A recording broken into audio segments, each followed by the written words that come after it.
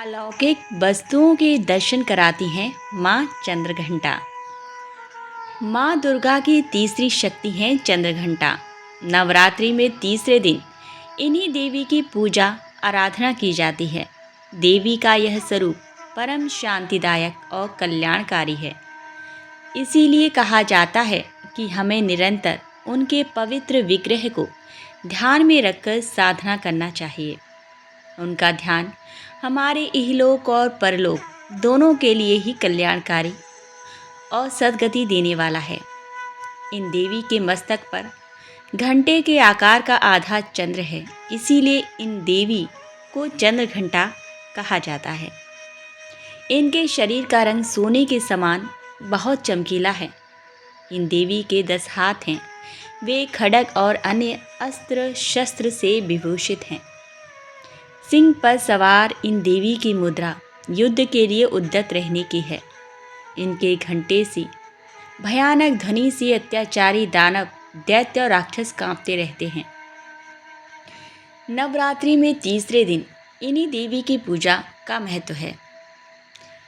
इस देवी की कृपा से साधक को अलौकिक वस्तुओं के दर्शन होते हैं, दिव्य सुगंधियों का अनुभव होता है और कई तरह की ध्वनियाँ सुनाई देने लगती हैं। इन क्षणों में साधक को बहुत सावधान रहना चाहिए। इस देवी की आराधना से साधक में वीरता, निर्भयता के साथ ही सौम्यता और विनम्रता का विकास होता है। इसीलिए हमें चाहिए कि मन, वचन और कर्म के साथ ही काया को विधि विधान के अनुसार परिशुद्ध पवित्र करके चंद्र घंटा के शरणागत होकर उनकी उपासना आराधना करनी चाहिए। इससे सारे कष्टों से मुक्त होकर सहज ही परम पद के अधिकारी बन सकते हैं। यह देवी कल्याणकारी हैं। माँ चंद्रघंटा को देवी पार्वती के विवाहित रूप के रूप में भी जाना जाता है। वह अपने भक्तों को सभी प्रकार की बुरी आत्माओं से बचाने के लिए जानी जाती हैं और उनके माथे पर आधा चंद्र विराजमान है। नवरात्रि का तीसरा दिन शांति और पवित्रता का प्रतीक है। यह दिन माँ चंद्रघंटा को समर्पित है, जिन्हें भगवान शिव की शक्ति भी माना जाता है। ऐसा माना जाता है कि शुक्र ग्रह देवी चंद्रघंटा द्वारा शासित है। माँ चंद्रघंटा अपने भक्तों को सभी प्रकार की बुरी आत्माओं से बचाने के लिए जानी जाती हैं और उनके माथे पर आधा चंद्र अर्थात मंदिर की घंटी के आकार का विराजमान है। माँ चंद्रघंटा को उनके पिछले जन्म में देवी सती के नाम से जाना जाता था। इस अवतार में उनका विवाह भगवान शिव से हुआ था और तब उनके पिता ने भगवान शिव का अपमान किया था, जिस कारण उन्होंने अपने प्राण त्याग दिए। वह फिर से पहाड़ों की बेटी पार्वती के रूप में पैदा हुई और भगवान शिव से शादी करने के लिए घोर तपस्या की। उनके निरंतर समर्पण के कारण उन्हें माँ ब्रह्मचारिणी के रूप में जाने लगा और भगवान शिव उनसे विवाह करने के लिए सहमत हो गए। शादी की तैयारियां जोरों पर थीं और सभी लोग भगवान शिव और माँ पार्वती के लिए खुश थे। हालांकि भगवान शिव विवाह में एक विशाल लेकिन अजीब बारात लेकर पहुंचे।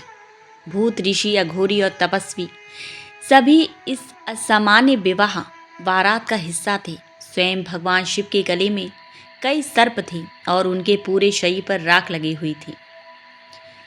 इसके अलावा भगवान शिव के बालों में भी सांप थे, जो उन्हें डरावना और भयावह रूप देता था। भगवान शिव के इस तरह के भयानक रूप को देखकर माँ पार्वती के रिश्तेदार हैरान रह गए और लगभग हर कोई शुद्ध भय से बेहोश हो गया। माँ पार्वती चिंतित हो गईं और उन्हें डर था कि इस स्थिति के कारण उनका परिवार और भगवान शिव शर्मिंदा न हों। इसलिए उन्होंने खुद को एक आतंकित अवतार चंद्रघंटा में बदल लिया। यह एक भयावह नज़ारा था। माँ चंद्रघंटा का रंग सुनहरा हो गया था और अब उनकी 10 भुजाएं थीं। उन्होंने अपने भक्तों को आशीर्वाद देने के लिए अपनी 10वीं भुजा का उपयोग किया, जबकि अन्य 9 भुजाओं में एक विशिष्ट वस्तु या हथियार था। वह 2 हाथों से त्रिशूल और दूसरे हाथ में कमंडलू अर्थात पानी का बर्तन लिए हुए थी। इसके अलावा माँ चंद्रघंटा ने एक गदा, एक धनुष और तीर, एक तलवार, एक घंटा और एक कमला अर्थात कमल ले रखा था। माँ चंद्रघंटा ने भगवान शिव के पास जाकर उन्हें एक महान रूप लेने के लिए कहा। भगवान शिव सहमत हो गए और खुद को एक सुंदर राजकुमार में बदल लिया। साथ ही वह अब सुंदर गहनों और आभूषणों से अलंकृत थे। अंत में भगवान शिव और माँ पार्वती का विवाह सभी प्रार्थनाओं और अनुष्ठानों के साथ हुआ। उनका विवाह पूरी दुनिया में मनाया गया और आज तक महाशिवरात्रि के रूप में मनाया जाता है। देवी चंद्रघंटा वागिन पर सवार हैं। वह अपने माथे पर अर्धगोलाकार चंद्रमा पहनती हैं। उनके माथे पर अर्धचंद्र घंटी की तरह दिखता है और इसी वजह से उन्हें चंद्रघंटा के नाम से जाना जाता है। उन्हें 10 हाथों से चित्रित किया गया है। देवी चंद्रघंटा अपने 4 बाहें, हाथों में त्रिशूल, गदा, तलवार और कमंडल रखती हैं और 5 में बाएं हाथ को वरद मुद्रा में रखती हैं। वह अपने 4 दाहिने हाथों में कमल का फूल, तीर, धनुष और जप माला धारण करती हैं और 5 में दाहिने हाथ को अभय मुद्रा में रखती हैं। देवी पार्वती का यह रूप शांत और अपने भक्तों के कल्याण के लिए है। इस रूप में देवी चंद्रघंटा अपने सभी हथियारों के साथ युद्ध के लिए तैयार हैं। ऐसा माना जाता है कि उनके माथे पर चंद्र घंटी की आवाज़ उनके भक्तों से सभी प्रकार की आत्माओं को दूर कर देती है। ऐसा माना जाता है कि शुक्र ग्रह माँ चंद्रघंटा द्वारा शासित है, जो आपको दुनिया का सभी सुख देगा और लोगों को उनके जीवन में सहज बनाएगा। चंद्रघंटा की कृपा से आप सभी धन और समृद्धि को अपने रास्ते में पाएंगे और एक शानदार जीवन पाएंगे। आपके घर में कभी खाने पीने की कमी नहीं होगी। चमेली माँ चंद्रघंटा का पसंदीदा फूल है।